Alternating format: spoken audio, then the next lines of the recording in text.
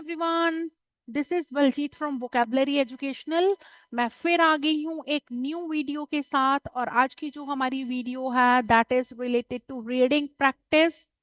और आज मैं आपके लिए लेके आई हूँ रीडिंग पैसेज एजुकेशन फिलोसफी। ठीक है जी। So what we are gonna do in this reading, मैंने पहले से ही आंसर्स इनके लिख लिए हैं बेटा। Together we are going to locate the answers. ठीक है जी, हम लोकेशंस ढूंढेंगे इनकी आंसर्स की। मैं इस रीडिंग की पीडीएफ भी डिस्क्रिप्शन में डाल दूंगी, तो please you can print it out and तब आप प्रैक्टिस कर सकते हैं। So let's see what type of questions we have in this reading passage. तो पहले हमारा जो क्वेश्चंस है that is reading passage has 6 paragraphs इसमें बोल रहे हैं। ठीक है जी। और what we have to do, we have to match the list of headings with the given paragraph. And already they have given one example to us. B वाला paragraph उन्होंने पहले ही कर दिया है। क्लियर है जी। नेक्स्ट 5 to 8 क्वेश्चंस के लिए what we have to do, match each event with correct date. ठीक है जी। एबीसी उन्होंने यहाँ पे सेंचुरीज दी हुई हैं, डेट्स दी हुई हैं। And then they have given us events, तो उन्होंने कुछ इवेंट्स दी हुई हैं which we have to match. ठीक है जी। And 9 to 13 is again matching. Wow wow, देखो आज हमारे सारे क्वेश्चन टाइप मैचिंग आ गए। तो इन क्वेश्चंस की मैचिंग का परफेक्ट लोकेशन मैच हमें करना है। ठीक है जी। 9 to 13 क्वेश्चन जो है वो भी मैचिंग है, बट क्या करना है, मैच ईच ओपिनियन और डीड विद करेक्ट पर्सन। ठीक है जी। एबीसीडी पर्सन के साथ में उनकी डीड, डीड होता है जो उन्होंने कोई काम किया है, या फिर ओपिनियन या फिर उनकी कोई बात है, तो उसके साथ में वी हैव टू मैच। तो 9 to 13 ये बोला हुआ है। ठीक है जी। So let's begin are these type of questions. तो हम पहले सबसे पहले फर्स्ट से स्टार्ट करते हैं। देखो फर्स्ट की लोकेशन हम लोगों ने ढूंढनी है। Already I have given the answer कि ए पैराग्राफ की थर्ड वाली हेडिंग है जी। ठीक है जी। मैचिंग हेडिंग इसकी थर्ड वाली है। सो लेट्स लोकेट, क्या पहले हम देख लें थर्ड वाली है क्या।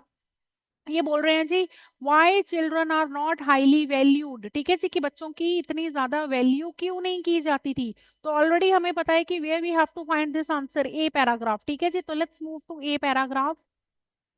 जल्दी जल्दी आ जाओ जी सारे ए पैराग्राफ पे। देखो मूव टू सेकेंड लाइन बेटा। ए पैराग्राफ सेकेंड लाइन में हम चलेंगे। ठीक है जी। कहता है जी, सेकेंड लाइन कहती है द मोर्टेलिटी रेट। मोर्टेलिटी का मतलब होता है मृत्यु दर, हिंदी में जिसको बोलते हैं ना मरने की दर, मृत्यु दर। Mortality rate for children who died within 14 days of birth was as much as 30%। कहते हैं मरने वाले बच्चों की जो रेट था वो 30% था जी। ठीक है जी। मतलब 30% बच्चे जो है वो विद इन 14 days ही उनको उनकी डेथ हो जाती थी। Nearly all family suffered some premature death. ठीक है जी। बच्चों की प्री मैच्योर डेथ हो जाती थी और फैमिली ये फेस करती थी सारी। Since all parents expected to bury, bury होता है दबाना। ठीक है जी। Some of their children they found it difficult to invest in their newborn babies. तो वो बच्चों को उनको दफनाना पड़ता था ड्यू टू डेथ। तो इसीलिए वो बच्चों के साथ इतना ज्यादा इन्वेस्ट ही नहीं करते थे बच्चों में। ठीक है जी।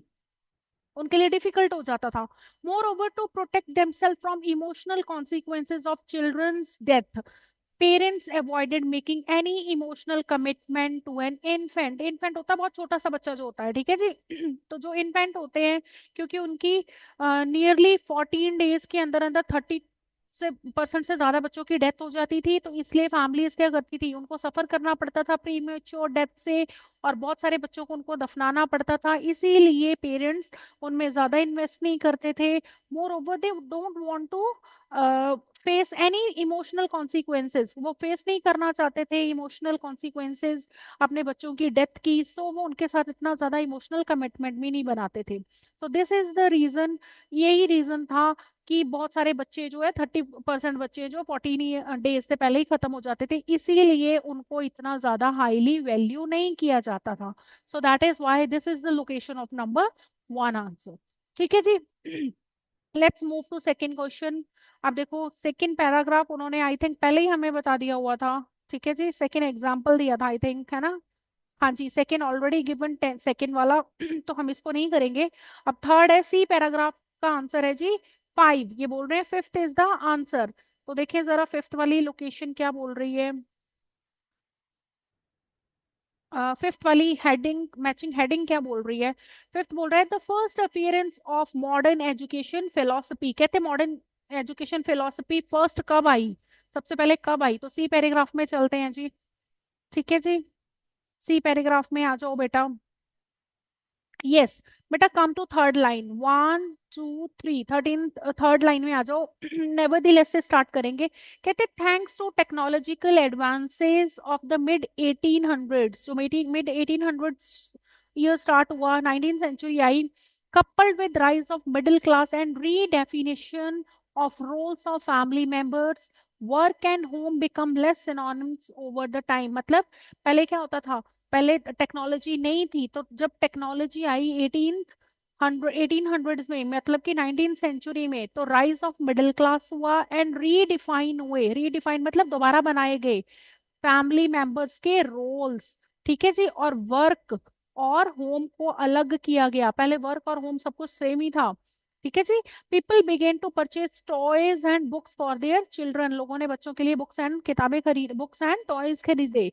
When the country depended more upon machines, children in rural and urban area were less likely to be required to work at home। तो बच्चों को घर पे काम करने की जरूरत कम हो गई।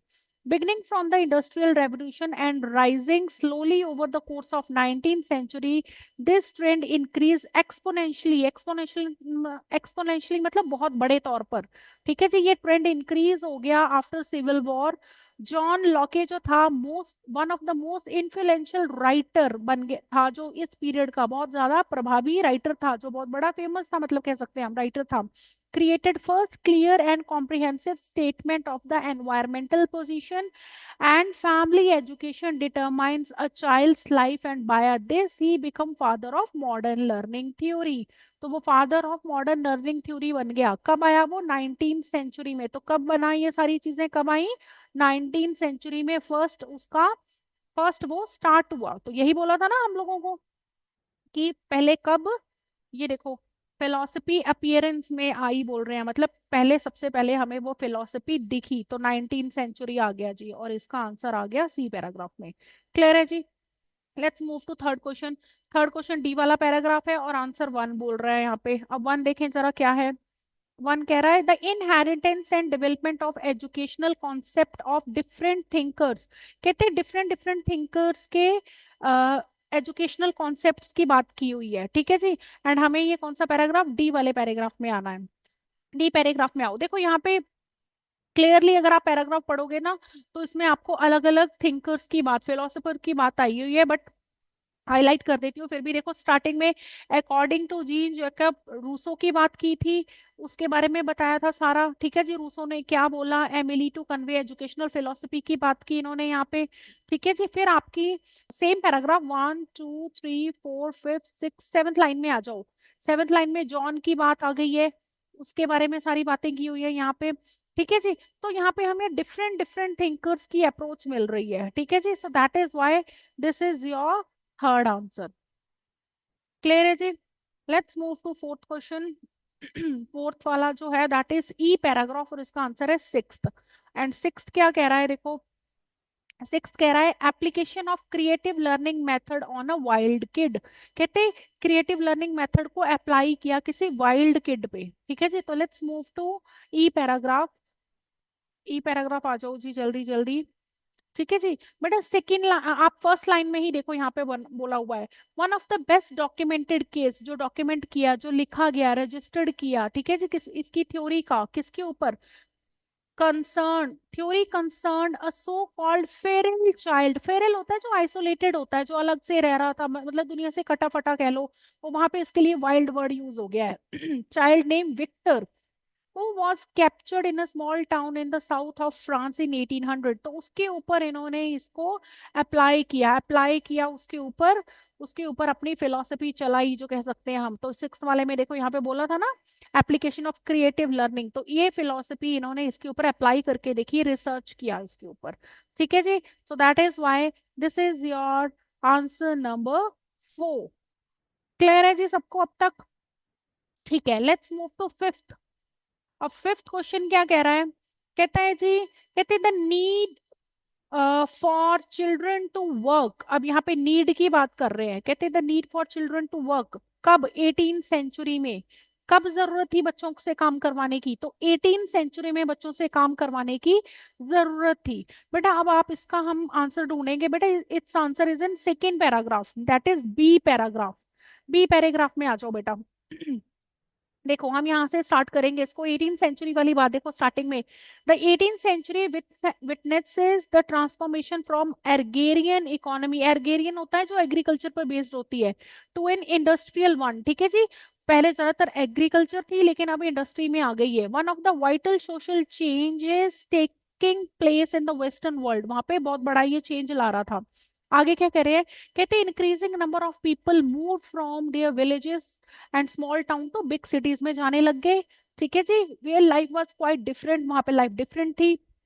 Social support which had previously existed in smaller community were replaced by ruthless problems, आ गई जी पॉवर्टी की, crime, substandard housing and disease होती थी। ठीक है जी, फिर इसके बाद में बोल रहे हैं, कहते हैं due to the need of additional income to support the family, family को एडिशनल इनकम की जरूरत पड़ी। Young children from the poorest family were force into early employment and thus childhood become painfully short. तो यहाँ पे हमको बता दिया इन्होंने कि जो बच्चे थे उनको अर्ली एम्प्लॉयमेंट में, मतलब पहले ही काम में लगना पड़ा, तो इसका उनका बचपन ही खत्म हो गया कह सकते हैं हम। ठीक है जी, तो कब हुआ ये? 18 सेंचुरी में होया, देखो है ना, यहाँ पे 18 सेंचुरी की बात आ गई थी। उन्होंने बोला 18 सेंचुरी में बच्चों को काम करना पड़ा, अर्ली चाइल्डहुड। तो that is why this is your fifth answer. ठीक है जी, हमको 18 सेंचुरी की बात कर दी इन्होंने, तो हमने बता दिया। क्लियर है जी? Let's move to sixth question. Six वाला क्या कह रहा है? कहता है the rise of middle class, middle class की राइज कब हुई, मतलब मिडिल क्लास कब अस्तित्व में आया? ठीक है जी, तो ये बताया हमने आंसर 19 सेंचुरी में। ठीक है जी, बेटा let's move to C paragraph. हम लोगों ने वहां पे ये आंसर ये ढूंढा था अभी थोड़ी देर पहले, जहाँ पे मिडिल क्लास की बात की थी, बच्चों की फिलोसफी की कि कब क्रिएटिव ओरिजिन में आई न्यू फिलोसफी।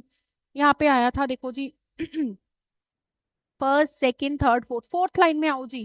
देखो यहाँ पे बताया हुआ था इन्होंने 1800s coupled with rise of middle class and the definition of roles, यहाँ पे बात की थी। तो ये आया था जी आपका 18th सेंचुरी में, और 1800s में, sorry 1800s means 19th century. तो that is why this is your answer number 6।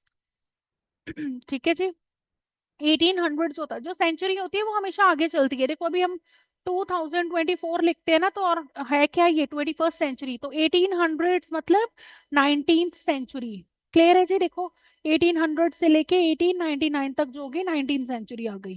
Clear है जी? अब आ जाओ जी सेवंथ क्वेश्चन, क्या बोल रहा है? कहता है इमरजेंस ऑफ किंडरगार्टन। किंडरगार्टन क्या होते हैं? किंडरगार्टन होते हैं जो छोटे बच्चों के स्कूल्स होते हैं, जिनको प्ले वे बोलते हैं हम लोग, है ना। आपके आसपास होंगे कितने सारे प्ले वे जहाँ पे बहुत छोटे, आंगनवाड़ी जिनको बोलते हैं हम हिंदी में, किंडरगार्टन। ठीक है, और कब आया था ये? 19 सेंचुरी में ही आया जी। ठीक है जी, लास्ट पैराग्राफ में आ जाओ बेटा। हाँ जी, 1 2 3 4, ये वाली line, one of the example starting में यहाँ पे उन्होंने हमें बता दिया। पहले तो देखो, all the other educators were beginning to recognize the simple truth embedded in Rousseau's philosophy की बात की थी, there must be certain education which had to be gear towards those stages. One of the early example was invention of kindergarten.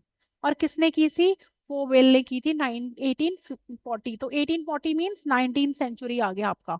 ठीक है जी, तो यहाँ पे आपका बी आंसर आया 19th सेंचुरी। क्लियर है जी? So that is why this is the location of your seventh answer. हम यहाँ पे लिख देते हैं सेवंथ। ठीक है जी, let's move to eighth question. Eighth क्या बोल रहा है अब? कह रहा है the spread of kindergarten around the US. तो अब हमें यूएस की बात करनी है कि यूएस के आसपास आया, और ये 20th सेंचुरी में आया है। बट अब जब जहाँ पे किंडरगार्टन की बात हुई है, शुरुआत हुई है, वहीं पर उसी पैराग्राफ में सेम आएगा ना आंसर। जब हमें बताया है कि अभी शुरू हुआ, शुरू होने के बाद ही तो उसके बारे में बताएंगे, और वो शुरुआत वाला ही जो आपका वो एफ पैराग्राफ है। और इसका आंसर जो है आपका लास्ट वाली लाइंस में है, देखो यहाँ पे। Kindergarten, second last line, kindergarten began to increase in Europe, Europe में बढ़ गया बहुत ज्यादा। And the movement eventually reach and flourished in United States in the 20th century. ये 20th सेंचुरी में यहाँ पर बहुत ज्यादा फैल गया। और देखो यहाँ पर भी इन्होंने बताया था कि क्या हुआ, स्प्रेड। स्प्रेड मतलब फैल जाना यूएस में, ठीक है जी। तो यूएस के लिए यहाँ पे इन्होंने बता दिया है, देखो United States, so that is why this is your earth answer. Clear है जी। चलो अब नाइन्थ वाली बात करते हैं। नाइन्थ वाला हमारा क्वेश्चन जो बोल रहा है, कहता अब हमें नेम चूज करना है ना, तो क्या बोला है, was not successful to prove the theory, कहते वो सक्सेसफुल नहीं हुआ अपनी थ्योरी प्रूफ करने में, मतलब उसको सक्सेस नहीं मिली, किसको नहीं मिली, यहाँ पे वो ये जीन की बात कर दी है, ठीक है जी। Let's move to paragraph number let's move to paragraph, हम यहाँ पे आ जाएंगे जी इसका, ई वाले पैराग्राफ में आओ बेटा। ई वाला पैराग्राफ ये रहा। देखो यहाँ पे हम लोगों ने एक बच्चे की बात की थी, विक्टर, ठीक है जी, कि उसने विक्टर के ऊपर अपनी थ्योरी स्टार्ट की, अपना जो एक्सपेरिमेंट स्टार्ट किया, ठीक है जी। लेकिन देखो, हाँ जी, अ यंग फिजिशियन जीन की बात कर दी है, was optimistic about the future of Victor, वो बहुत ज्यादा ऑप्टिमिस्टिक था, and initiated a 5 year education plan to civilise him, civilise होता है सभ्य बनाना, उसको साक्षर बनाना, उसको पढ़ाना लिखाना, ठीक है जी, इसकी बात की हुई है। फिर आगे, and teach him to speak with the subsidy from the government, ले ली उसने, ठीक है जी, सारी बातें की यहाँ पे उन्होंने। फिर उसके बाद में इन्होंने बोला, हाँ जी, ही स्पेंड एन एनॉमरस, एनॉमरस मतलब बहुत सारा टाइम एंड एफर्ट लगाया विद विक्टर्स। फिर Itard's goal to teach Victor the basic of speech could never be fully achieved, वो अचीव ही नहीं कर पाया, यहाँ पे बोल दिया देखो, वो इस गोल को अचीव ही नहीं कर पाया, ठीक है जी। तो नेवर अचीव्ड, तो अचीव नहीं कर पाया मतलब वो सक्सेसफुल नहीं हुआ, so that is why this is your ninth answer. Clear है जी। Let's move to tenth question. Tenth क्या बोल रहा है भाई, अब कहता है ऑब्जर्व अ चाइल्ड रिकॉर्ड, उसने कहता चाइल्ड के किस रिकॉर्ड की बात कर रहे हैं, ऑब्जर्व अ चाइल्ड रिकॉर्ड, किसने, उन्होंने चाइल्ड का रिकॉर्ड ऑब्जर्व किया कह रहा है, ठीक है जी। बेटा रूसो की बातें ज्यादातर जितने भी उसके बारे में ज्यादा बातें आई हैं that is in D paragraph, आप देखो, ठीक है जी। अब यहाँ पर देखो इसने क्या किया था, हाँ जी ये देखो, first second third, third line में इसने बताया हुआ है कि Rousseau wrote a famous novel Emily to conveys his educational philosophy through a story of a boy's education, उसने बॉय की education from infancy to adulthood, infancy होता बहुत छोटा मतलब बहुत बचपन से ही, बहुत स्टार्टिंग से ही उसने लेके एडल्टहुड तक उसको रिकॉर्ड किया, his work was based on his extensive observation, कर दी उसने ऑब्जर्वेशन, देखो यहाँ पे, तो that is why this is your answer number 10 आ गया जी हमारा यहाँ पे ये, ठीक है जी। So let's move to 11th question. 11th question आपका क्या कह रहा है, 11th कहता है requested study setting with emotional comfort firstly, कहते उसने बोला कि जो एजुकेशनल स्टडी है मतलब जो स्टडी है उसके लिए पहली रिक्वेस्ट क्या है कि इमोशनली बच्चा कंफर्ट हो, इमोशनली जो भी है इमोशनल कंफर्ट जरूरी है फर्स्ट, तो किसने बोला, जॉन ने बोला। So let's move to, its answer is in D paragraph बेटा, डी पैराग्राफ में आओ, एंड लास्ट वाली थर्ड लास्ट लाइन पे आओ, 1 2 थर्ड थर्ड 1 2 3 देखो, his approach to teaching consists of the journal and specific method and his theory was based upon establishing a emotional healthy home like learning environment, और किसकी बात चल रही थी यहाँ पे देखो, ये देख लो नाम बता दिया था पहले ही हमें, ठीक है जी, इसको हम कर देते हैं दूसरा कलर कोई, ठीक है जी, नाम यहाँ बता दिया था और उसका डिस्क्रिप्शन आगे दे दिया, क्लियर है जी। So that is why this is your 11th answer, हम इसको 11 मार्क कर दें अब।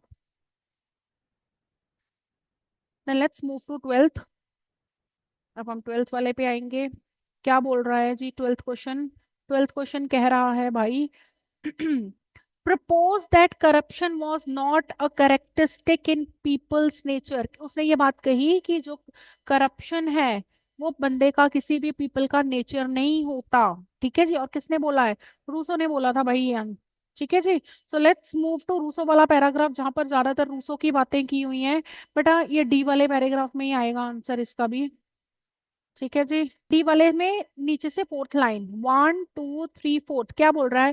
कहते he agreed with Rousseau that humans are naturally good but were spoiled by corrupt society. और उसने क्या बोला था? रूसो का ये कहना था कि जो लोग होते हैं वो करप्ट नहीं होते हैं, वो सोसाइटी की वजह से करप्ट हो जाते हैं। ठीक है जी।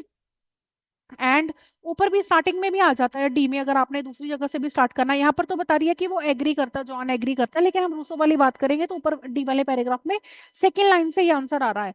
कह रहा है जी people were noble savage in the original state of nature meaning they are innocent free and uncorrupted. तो मतलब लोग अनकरप्टेड होते हैं, इनोसेंट होते हैं। ठीक है जी, वो बुरे नहीं होते, हालात उनको बुरे बना देते हैं। चलो नेक्स्ट क्वेश्चन देखते हैं। कहते हैं was responsible for an increase in the number of a type of school. किसी खास किस्म के टाइप के स्कूल के लिए वो उन्होंने इंक्रीज की। किसने किया इंक्रीज? मैं आपको नाम बताना तो भूल ही गई।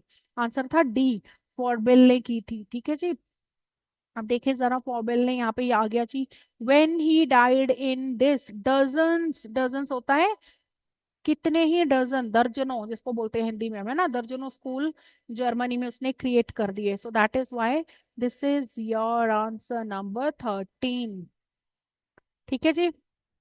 चलो अब हमने इन सारे क्वेश्चंस जो कि आज कोइंसिडेंटली सारे क्वेश्चन मैचिंग वाले थे, इनको हमने परफेक्ट मैच कर दिया है इनकी लोकेशंस के साथ। ठीक है जी। आई होप आपको ये रीडिंग इंटरेस्टिंग लगी होगी और मजा आया होगा सॉल्व करने में। अगर आपको हमारी वीडियोस अच्छी लगती हैं so please please subscribe our channel, अपने फ्रेंड्स के साथ भी शेयर करें ताकि उनकी भी हेल्प हो सके। ठीक है जी। बाकी मैं इस रीडिंग का पीडीएफ डिस्क्रिप्शन में डाल दूंगी, वहां से निकाल के आप इसको प्रैक्टिस कर सकते हो। ठीक है जी। सो जल्दी मिलते हैं हमारे नेक्स्ट वीडियो में। तब तक के लिए best of luck for your preparations. Bye bye.